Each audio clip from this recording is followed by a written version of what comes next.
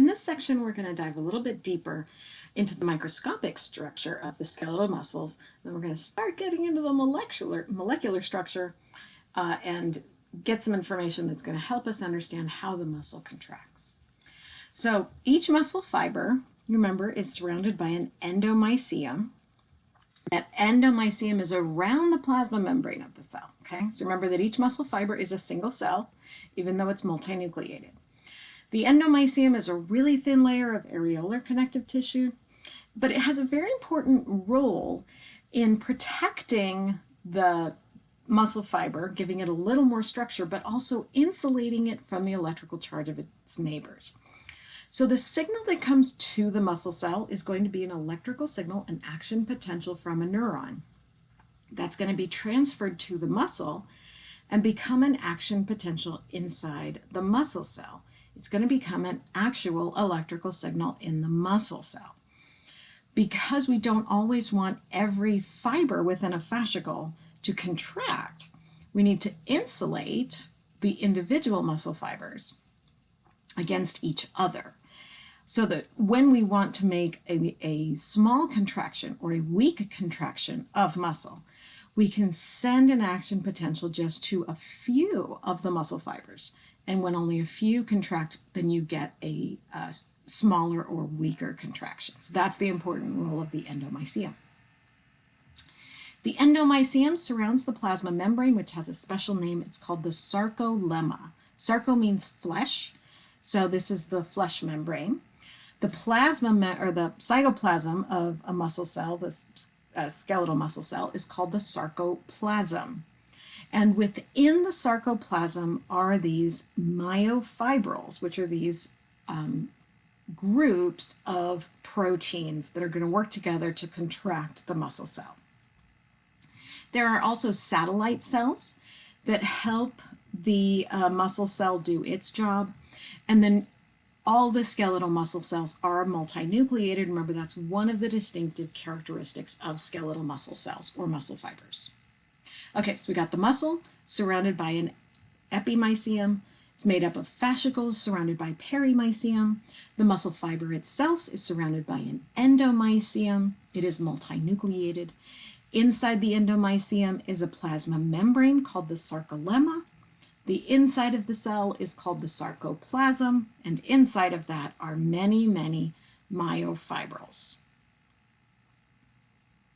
Each myofibril is made up of two main groups of protein, thin filaments and thick filaments.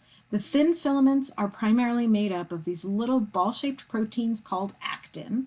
The thick filaments are made up of these long proteins called myosin bundled together into groups. Each myosin molecule has two little bulbous heads on it, and these are flexible, and as they move back and forth, they're going to bind with the actin, contract, and pull the actin along the myosin. So a bunch of these together make up one myofibril inside the sarcoplasm of the muscle fiber.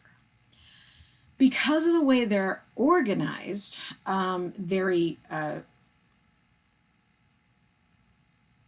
orderly is a good way, I guess.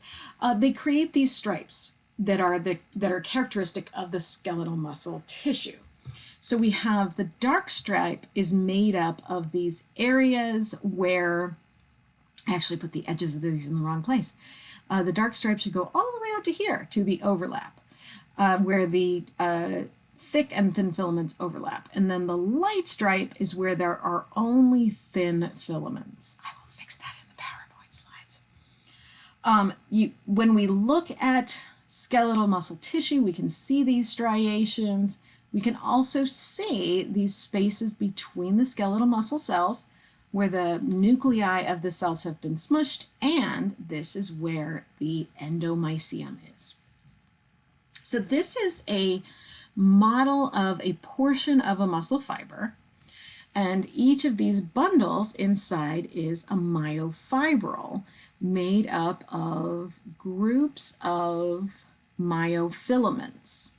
You can see the stripes in the myofilaments here, and we'll talk a little more detail in the next section about that. The plasma membrane, the sarcolemma of the cell, is indented in a complex way where the muscle cell meets the motor neuron. This is the motor neuron that's going to send an action potential or an electrical signal to the muscle cell. So that's what this is. This indentation provides more surface area for that electrical signal to get sent into the muscle fiber itself. And then that plasma membrane is surrounded by the endomysium, which is this layer out here. Okay, and that's the end of that section. And the next section will go a little more in detail in the microscopic and molecular structures of the muscle cell.